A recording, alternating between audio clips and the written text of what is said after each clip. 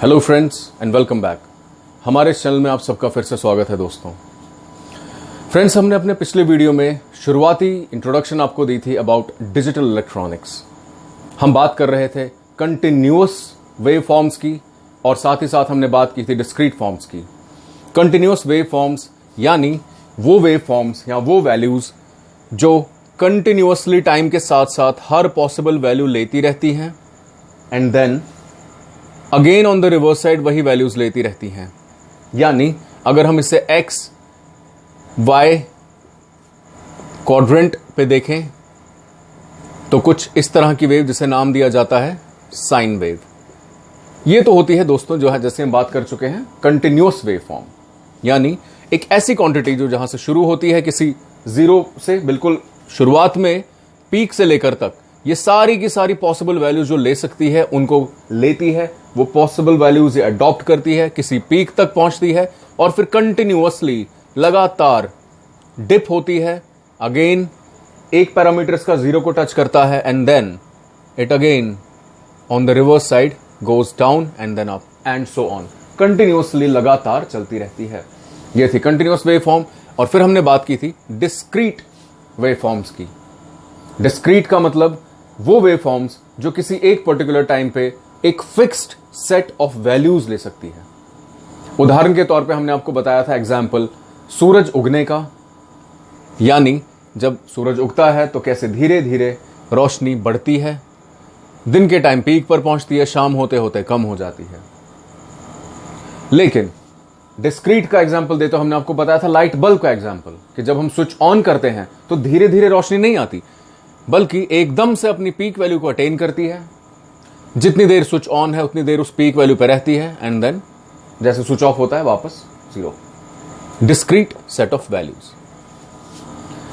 दोस्तों यहां से डिस्टिंक्शन शुरू होता है, फर्क शुरू होता है एनालॉगस इलेक्ट्रॉनिक्स, यानी वो इलेक्ट्रॉनिक्स जो डील करती है विद कंटिन्यूअस वेव फॉर्म्स या कंटिन्यूअस एनर्जीज, जिसे नाम दिया जाता है एनालॉग इलेक्ट्रॉनिक्स। एनालॉग जो शब्द है ये निकला है वर्ड एनालॉगस से, analogous electronics and digital electronics जो डिजिट्स या डिस्क्रीट सेट ऑफ वैल्यूज पर डील करती है। अब दोस्तों अब तक हमने जब भी हमने वोल्टेज, करंट, सारे पैरामीटर्स की बात की अपने सारे पुराने वीडियोस में, हमने कहीं पर भी डिस्क्रीट सेट ऑफ वैल्यूज का इस्तेमाल नहीं किया। वाइल एक्सप्लेनिंग, हमारी जो हम थ्योरी आपको बता रहे थे उसको एक्सप्लेन करते टाइम हमने कंटिन्यूअस वेव फॉर्म्स का उदाहरण माना। करंट राइज करेगी तो कंटिन्यूअसली करेगी, वोल्टेज राइज करेगी तो कंटिन्यूअसली करेगी। अब यहां से हम शुरुआत करते हैं दोस्तों डिजिटल इलेक्ट्रॉनिक्स की। दोस्तों डिजिटल इलेक्ट्रॉनिक्स की शुरुआत आइडियली एक इंसान को क्रेडिट मिलता है, एक वैज्ञानिक थे जिन्हें क्रेडिट दिया जाता है डिजिटल इलेक्ट्रॉनिक्स की डेवलपमेंट का, जो उन्होंने एक सिस्टम बनाया दोस्तों, एक ऐसा नंबर सिस्टम जो बुनियाद बना डिजिटल इलेक्ट्रॉनिक्स की। जो डिजिटल इलेक्ट्रॉनिक्स है, जो डिजिटल इलेक्ट्रॉनिक्स की इंजीनियरिंग है, मैन्युफैक्चरिंग है, ये सब की सब डिपेंड करती है एक पर्टिकुलर नंबर सिस्टम पर जिसे कहा जाता है बाइनरी नंबर सिस्टम।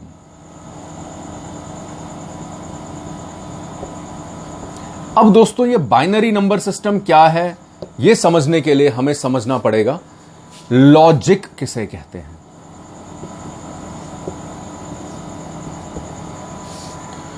लॉजिक का तात्पर्य होता है अर्थ, तर्क वितर्क। तर्क किसी बात की, जब भी हम आम भाषा में भी बात करते हैं हम कहते हैं आपकी इस बात के पीछे लॉजिक क्या है, यानी इसके पीछे तर्क क्या है, कौन सी ऐसी बात है जो प्रैक्टिकली या तो प्रूव की जा सकती है या तो जिसे प्रैक्टिकली समझा जा सकता है, उसे कहा जाता है लॉजिक। यानी लॉजिकल बात करना, यानी एक ऐसी बात करना जो अगर अलग अलग ढंग से भी समझी जाए तो सच साबित हो।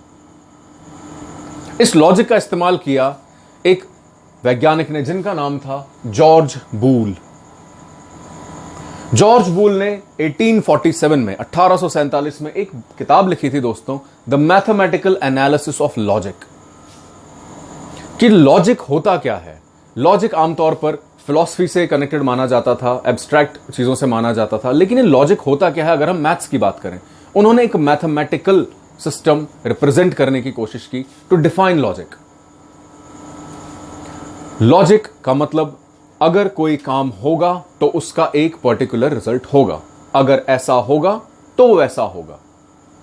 उस कॉज और इफेक्ट के बीच में किसी कारण में और उस कारण के होने से क्या असर पड़ा, इसके बीच के रिश्ते को कहा जाता है लॉजिक। समझने में शायद थोड़ा मुश्किल लगे, लेकिन जैसे जैसे हम आगे बात करेंगे आप इसको समझेंगे। ये बहुत आसान है दोस्तों। जॉर्ज बूल ने मैथमेटिकल एनालिसिस ऑफ लॉजिक में एक बात का निष्कर्ष निकाला था, जिसे उन्होंने ये कहा था, जिस हिसाब से उन्होंने ये कहा कि लॉजिक जो होता है ये होता है रिश्ता दो चीजों का। जो दो चीजों का ये होता है उसे कहा जाता है दोस्तों preposition and truth. Preposition and truth. Preposition का मतलब है किसी काम की पेशकश करना या कोई एक्शन लेना, और ट्रुथ वो है जो उस एक्शन का नतीजा निकले। आम भाषा में अगर मान लीजिए बिल्कुल साधारण से उदाहरण से आपको समझाना चाहूं, मान लीजिए स्विच और बल्ब की हम दोबारा बात करते हैं दोस्तों। हम जब अपने घर में स्विच ऑन करते हैं लाइट जलाने के लिए, तो हमारा एक्शन है स्विच को ऑन करना। यह हो गया प्रीपोजिशन। हमने स्विच ऑन करा, क्या लाइट आई, वो होता है ट्रुथ। अब मान लीजिए ऐसा हर बार तो नहीं होता कि हमने स्विच ऑन करा और लाइट आ गई, क्या पता बल्ब खराब हो, क्या पता लाइट ना हो घर में। ये तो बहुत साधारण से उदाहरण मैं आपको दे रहा हूं ये समझाने के लिए कि प्रपोजिशन यानी वो एक्शन जो हमें एक रिजल्ट देगा। हम स्विच ऑन करेंगे, स्विच को प्रेस करेंगे तो लाइट जलेगी। लाइट का जलना ट्रुथ है या लाइट का नहीं जलना अनट्रुथ है। और प्रपोजिशन है हमारा स्विच को प्रेस करना, यानी जब प्रपोजिशन होगा तभी कोई ट्रुथ होगा। बल्ब ठीक है या खराब है ये जानने के लिए हमें पहले उसे ऑन तो करना है ना दोस्तों। तो हमारा प्रपोजिशन हुआ स्विच को दबाना। लाइट का आना या लाइट का ना आना वो हुआ ट्रुथ या अनट्रुथ। अब और इसको सिंप्लीफाई करते हुए आपको ऐसे बताता हूं कि जॉर्ज बूल ने हमें एक ऐसा कॉन्सेप्ट दिया दोस्तों, जिसकी वजह से आजकल के टाइम में जो computers, smart computers, mobile phones, digital technology, ये सारे का सारा पॉसिबल हो पाया। जॉर्ज बूल ने हमें एक तरह का एक मैथमेटिकल सिस्टम दिया जिसे नाम दिया गया बूलियन अलजेब्रा।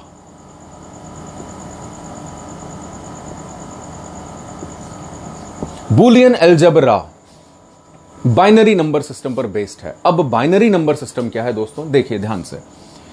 दोस्तों हम नंबर सिस्टम से तो बचपन से वाकिफ हैं। Whole number system, integer number system, यानी जब हम गिनती शुरू करते हैं होल नंबर सिस्टम से, let's say 0 1 2 3 4 and so on, यानी हम जानते हैं कि नंबर सिस्टम का मतलब है पहले 0, फिर 1, फिर 2, फिर 3, फिर 4, फिर इन्फिनिट, कितना भी बड़ा हो सकता है। और इंटीजर्स में 0 1 2 3 4 and so on positive side, और negative -1 -2 -3 and so on minus infinite, negative में कितनी भी छोटी वैल्यू। ये था इंटीजर सिस्टम, ये है होल नंबर सिस्टम या मैथमेटिक्स, जिसे हम आम भाषा में जनरल अलजेब्रा कहते हैं। लेकिन दोस्तों बाइनरी नंबर सिस्टम जिस पर कि निर्धारित किया गया बूलियन अलजेब्रा, उसके अनुसार दो ही नंबर्स या दो ही वैल्यूज एग्जिस्ट कर सकती हैं, वो होती हैं 0 या 1। यानी दो ही नंबर्स पर काम किया जा सकता है। कोई भी गिनती हम करना चाहें, कोई भी हम मैथमेटिकल ऑपरेशन करना चाहें, बाइनरी नंबर सिस्टम के हिसाब से हमारे पास सिर्फ दो ही वैल्यूज हैं, या तो 0 या 1, कोई और वैल्यू नहीं है, कोई 2 3 4 5 कुछ भी नहीं है, सिर्फ 0 और 1। इसीलिए इसे कहा जाता है बाइनरी। बाय का मतलब होता है दो, क्योंकि ये बाइनरी नंबर सिस्टम, ये नंबर सिस्टम सिर्फ दो वैल्यूज पर निर्धारित है, इसलिए इसे कहा गया बाइनरी। वो नंबर सिस्टम जिसमें सिर्फ दो ही वैल्यूज हो सकती हैं, 0 या 1। तो आप ऐसे समझिए इसको कि नॉर्मल अलजेब्रा सिस्टम में या नॉर्मल मैथमेटिक्स में अगर हमारे पास इनफिनिट वैल्यूज हैं, 0 से लेकर कितनी भी हो सकती है, 1 2 3 4 5 6 से लेकर कितनी भी बड़ी, या इंटीजर सिस्टम में पॉजिटिव साइड में भी कितनी बड़ी, या -1 -2 -3 में भी कितनी भी छोटी, उसी तरह बाइनरी में हमारे पास सिर्फ दो वैल्यूज होती हैं दोस्तों, 0 और 1। बाइनरी जो नंबर सिस्टम है दोस्तों, इसके आधार पर बुलियन अलजेब्रा की फॉर्मुलेशन हुई। बुलियन अलजेब्रा यह कहता है कि ये जो 0 और 1 है, ये दरअसल दो वैल्यूज हैं जो रिप्रेजेंट करती हैं, जो दर्शाती हैं कि किसी भी टाइम पर, किसी भी गिवन टाइम पर कोई भी वैल्यू क्या है या नहीं है। यानी अगर कोई चीज एग्जिस्ट करती है तो 1, कोई चीज एग्जिस्ट नहीं करती तो 0, बीच में कुछ और नहीं हो सकता। कोई 0.5, 0.6 नहीं हो सकता। यहां पर आप ध्यान दीजिए कि यह बराबर in line with discrete value system है कि किसी भी गिवन टाइम पर किसी भी वेव फॉर्म में कोई फिक्स्ड वैल्यूज हो सकती हैं, कोई कंटिन्यूअस नहीं है। जैसे यहां मान लीजिए अगर वैल्यू ए पॉइंट, जैसे मैंने इस डायग्राम में दिखाया ए बी सी डी, ये 4 पीक्स मैंने दिखाए हुए हैं एक डिस्क्रीट वेव फॉर्म के। मान लीजिए ए पर वैल्यू है 2, बी पर है 4, सी पर है 6, डी पर है 8। नाउ कंटिन्यूअस में हमारे पास मान लीजिए यहां पर आ जाता है लेट्स से 2, या जाता है 4, या जाता है 6 और पीक आ जाता है 8, मान लीजिए 2 मिनट के लिए। लेकिन हमारे पास कंटिन्यूअस और डिस्क्रीट में यही फर्क है कि कंटिन्यूअस में हमारे पास 0 से 2 तक की सारी वैल्यूज आएंगी। यानी 0 के पास 0.1 भी आएगा, 0.2 भी आएगा, 0.3 भी आएगा, करते करते फिर 1 भी आएगा, फिर 2, फिर सारी वैल्यूज आएंगी। जबकि डिस्क्रीट में वैल्यू सीधा 2 आएगी, बीच की कोई वैल्यू नहीं। ठीक उसी तरह बाइनरी नंबर सिस्टम में 2 ही वैल्यूज हो सकती हैं, या 0 या 1। या तो कोई वैल्यू किसी टाइम पर एग्जिस्ट करती है, अगर करती है तो 1, अगर नहीं करती तो 0। इन्हीं दो सिस्टम्स, इन्हीं दो वैल्यूज को दोस्तों कहा जाता है बुलियन अलजेब्रा की फॉर्म में। इस 0 और 1 का जो ये सिस्टम मैंने आपको भी बताया, इसे कहा जाता है ट्रुथ वैल्यूज। ट्रुथ वैल्यूज का मतलब है दोस्तों 0 या 1। यानी सपोज कीजिए अगर हम अपने इलेक्ट्रॉनिक सर्किट्स की बात करें, अगर हमारे पास करंट है किसी सिस्टम में तो वैल्यू होगी 1, इसे कहा जाता है हाई। अगर करंट नहीं है उसे कहा जाता है 0, तो वैल्यू होगी 0, जिसे कहा जाता है लो। हमारे पास सिर्फ यही 2 स्टेट्स हो सकती हैं अकॉर्डिंग टू बुलियन लॉजिक, और इन्हीं 2 स्टेट्स जो हैं कि ये जो कंडीशन है कि सिर्फ यही 2 स्टेट्स हो सकती हैं, इस कंडीशन का होना ही है डिजिटल इलेक्ट्रॉनिक्स। इसी के होने ने हमें बताया डिजिटल इलेक्ट्रॉनिक्स क्या है।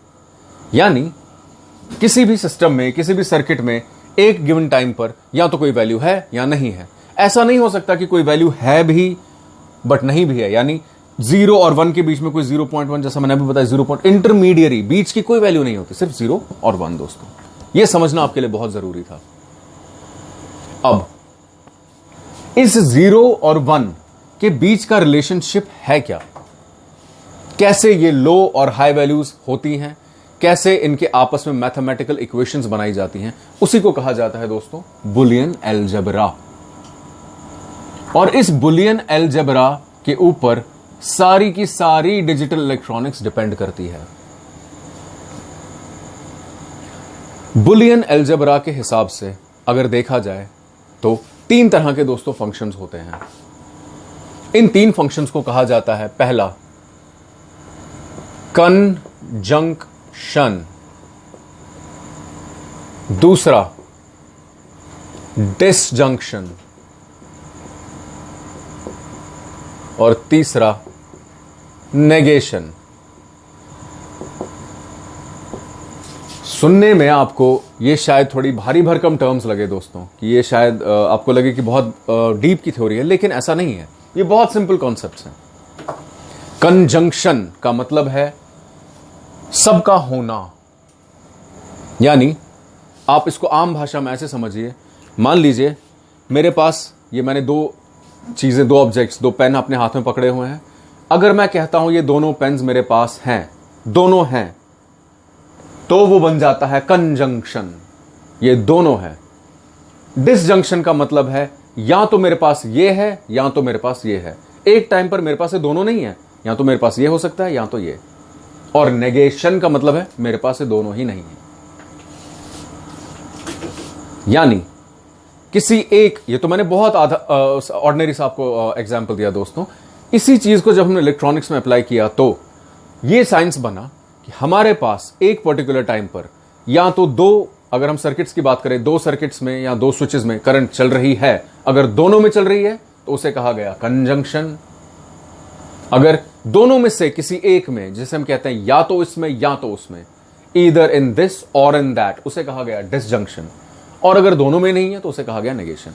इन तीन प्रिंसिपल्स के ऊपर दोस्तों सारी की सारी बुलियन अलजेब्रा के फॉर्मूले बने, जिन्हें हम अपने आने वाले वीडियोस में जिन्हें डिस्कस करेंगे, जिनके ऊपर हम बात करेंगे।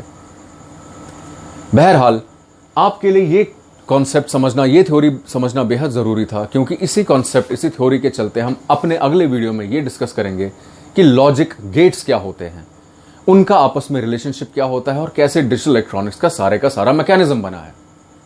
तो दोस्तों उम्मीद है आपको हमारा आज का वीडियो इंफॉर्मेटिव लगा होगा, पसंद आया होगा।